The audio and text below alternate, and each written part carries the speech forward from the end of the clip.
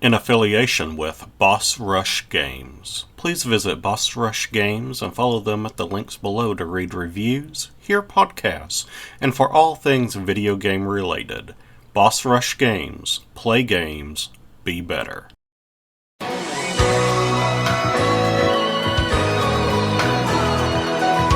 The Paper Mario franchise originated on the Nintendo 64 as a follow-up to the acclaimed SNES role-playing game Super Mario RPG: Legend of the Seven Stars.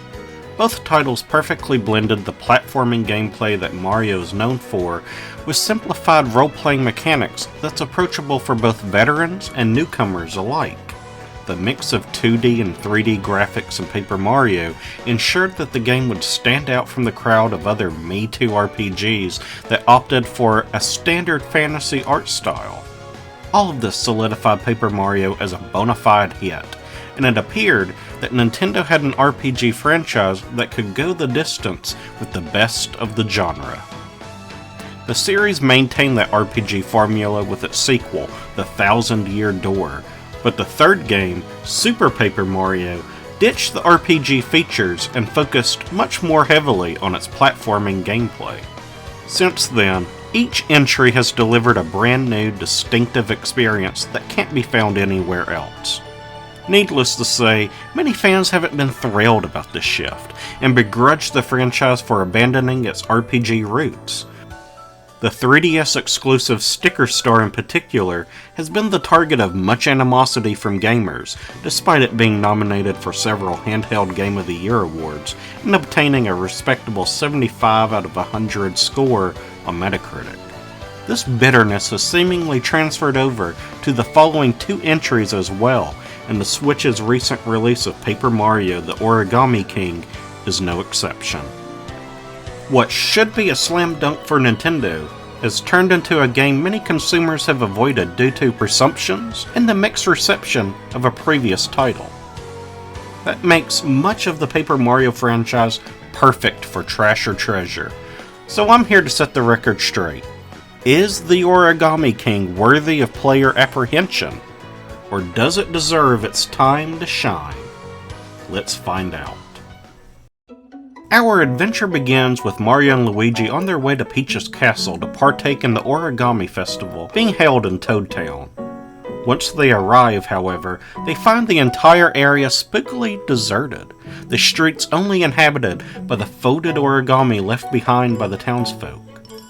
Upon entering the castle, the heroic brothers are confronted by a creepy origami version of the princess, who attempts to capture the duo and turn them into origami as well. After escaping her clutches, Mario rescues an origami fairy named Olivia, who seems to be the only friendly folded character around. She confides in Mario that all of this is the doing of her evil brother, Ollie, who has declared himself the Origami King and seeks to shape the world in his image. Mario and Olivia then set off, their goal being to cut the 6 ribbons holding Peach's castle at bay and to stop Ollie once and for all. Before I get into the contentious combat system and general gameplay, I want to gush over its wonderful presentation. It's evident right off the bat that the Origami King retains that quintessential Paper Mario humor and charm that has come to define the series. There is no shortage of moments that will make you laugh out loud and really fall in love with the residents of the Mario world. The game is filled to the brim with puns, and while these would be cringeworthy in any other setting, I just can't help but smile when I hear a Toad make a dad joke. The writers have crafted some genuinely awesome scenarios for the player to embark upon too. Throughout your adventure, you'll explore a Shogun-inspired theme park, a casino village in the middle of the desert, and even a heavenly spa high up in the clouds. Every area feels fresh and distinctive, and I was always excited to see just how our heroes would overcome each new wacky situation. The Paper Mario franchise is often at its best when it examines the smaller details of the inhabitants of the Mushroom Kingdom, and the Origami King is conclusively no different. Some of my favorite scenes are when Mario and the gang take a break from the main plot and enjoy a small moment of downtime. This is when the Mario universe really comes to life. Several times Mario can stop by a cafe hidden within the area to enjoy a drink alongside Bowser's minions, who are themselves getting respite from patrolling the region. Other times, and much more frequently, Mario will speak with the mushroom-headed toads of the kingdom, and with each conversation, you get to uncover a bit more of their culture, what they like, their hobbies, the things that scare them, and their overall eccentricity. It's in this way that Paper Mario really has the ability to make even the common Goomba feel like a real-life person. There's no better example of this than in the Bomb companion that joins Mario early in the game. Simply named Bomb, he has lost his memory and sets out to help find his identity. Olivia begins to call him Bobby, both because she mishears the name Bomb and because she wants to help give him a sense of individuality. I won't go into more detail, but Bobby's storyline alone makes this game worth playing for longtime fans of the Mario games, and by the time the credits roll, I guarantee you'll never look at the enemies in a Mario game the same way again. Speaking of companions, Olivia makes for a wonderful sidekick. On the outset, she appears to exhibit that annoying behavior often attributed to cohorts like Navi and Ocarina of Time. Olivia is childish, ditzy, and talks a bit too much for her own good. Yet, her sweet, innocent behavior has a way of worming into your heart. She's oblivious to the many dangers of the world, seeing as she's only just recently been created.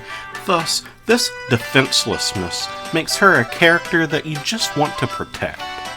Olivia shows exceptional growth throughout the tale, as the plot later turns to her learning what it is to be Origami, what it means to be different from most all others, and finding the simplest joys in a world that in many ways has gone horribly wrong. Mario is joined by many other sidekicks too, who all offer their unique abilities to help defeat the Origami King. These party members are often limited to their specific area, but they help make each chapter distinct, and add a bunch of character that is most welcomed. Their talents are most helpful in exploration. Some can dig up buried treasure, while others can provide a ship to sail the high seas. They can also assist in battle, but it's completely unreliable as the player cannot issue commands to them, and they don't always attack, so their combat support is simply an added bonus. Speaking of, let's segue into the debated battle system. Unlike traditional RPG combat, the Origami King uses a creative puzzle arrangement that you must solve in order to damage your foes. In normal combat, Mario stands in the center of an arena that's divided into 4 ring-shaped sections and 12 radial slots. Enemies will occupy one of these slots, and it's the player's goal to line up enemies so that they can be damaged. At the start of a turn, the player may rotate the rings horizontally or slide the slots vertically. Mario has 2 standard attacks, jumping in a line with his boots, or smashing with his hammer at a 2x2 section in front of him. What complicates things here is the ticking timer that forces you to think fast, and that each battle provides the player with just enough moves to line up the enemies properly. Although, if you succeed in doing so, you'll achieve a bonus to your damage, helping you eliminate them all in one go. Boss battles, on the other hand, offer their own unique challenge. In these scenarios, the roles are reversed, in that the enemy is in the center of the arena, and the player must arrange arrows on the field to guide Mario along a path to grab power-ups, flip switches, and eventually landing on an attack space. Most boss encounters have their own gimmick to keep things fresh. One foe, for instance, will tape slots together so you can't move them, while another will wash away slots that are in their way. To defeat bosses, the player will almost always use one of the Origami summons that they acquire in the game. These powerful attacks let Olivia change into a mighty beast that not only deals extreme damage, but can grant Mario combat bonuses as well. It's awesome seeing Mario call forth the strength of a giant winged dragon like something out of Final Fantasy. There's also the 1,000-fold arm attack that Mario can utilize in these battles that can cause massive harm to the boss in the right situation. Players will constantly be switching up their tactics on the fly to overcome these intense confrontations. I like that boss fights are a bit different from normal battles. It helps separate them from basic fights, creating a much more memorable and challenging experience, which is exactly what boss fights should be. I wish more games would embrace this approach. Early in the adventure, battles come across as very simple, but don't be fooled.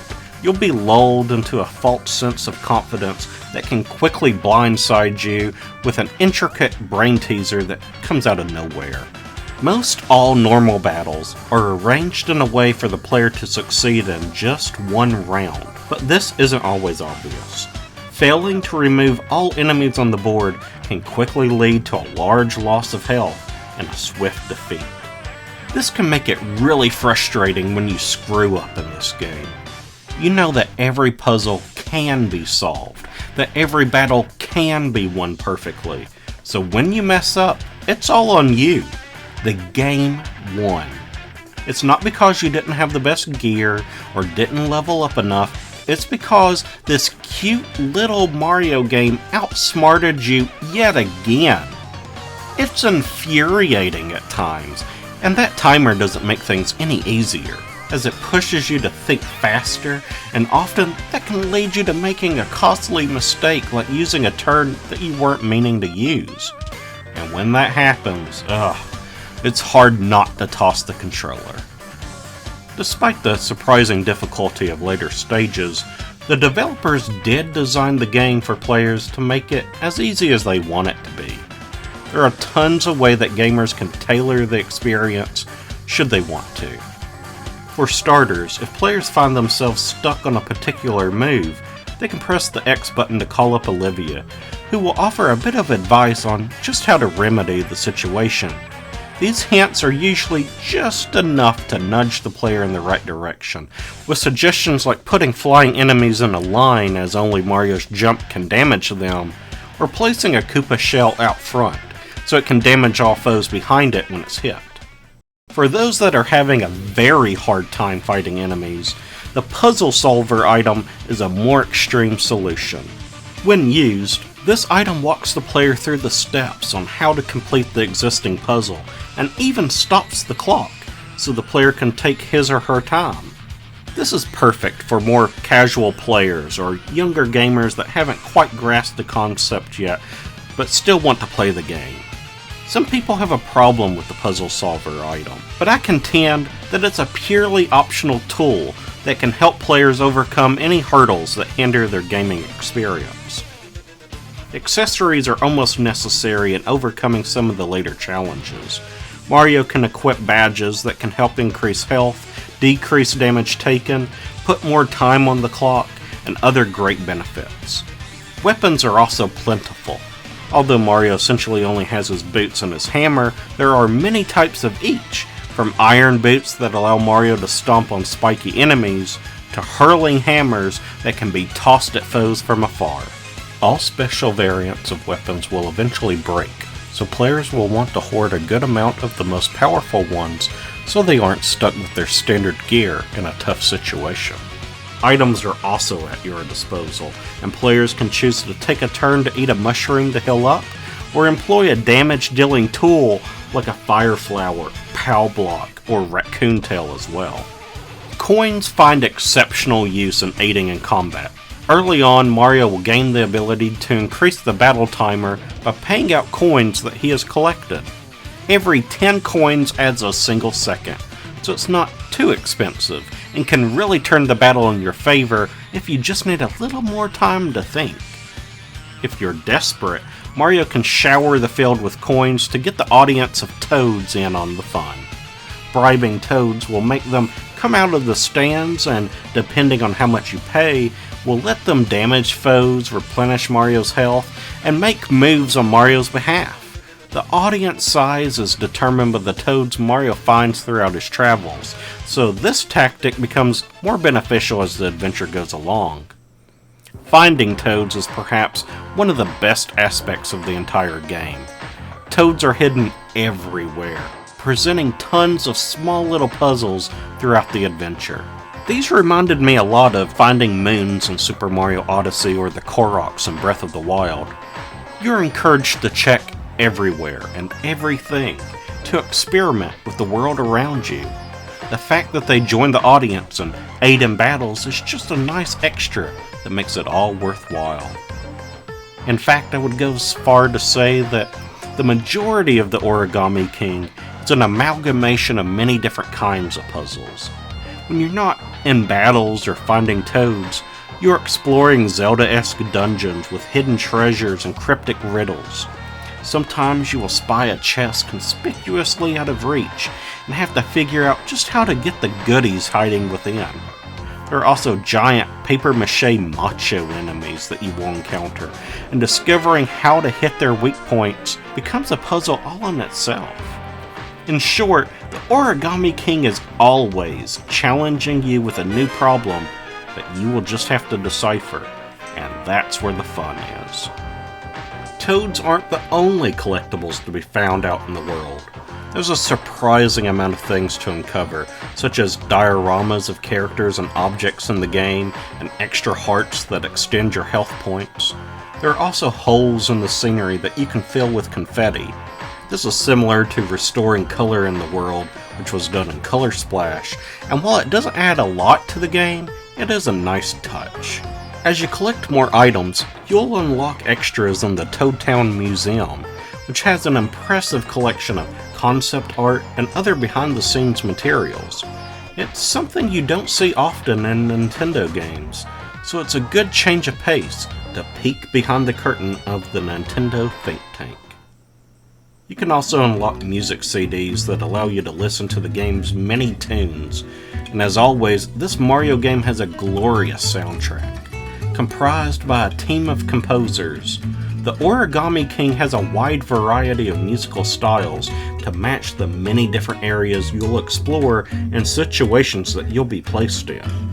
A lot of the songs have that signature upbeat jazz sound that has come to represent the Mario franchise, yet the combat songs have a much more heavy metal, industrious quality to them.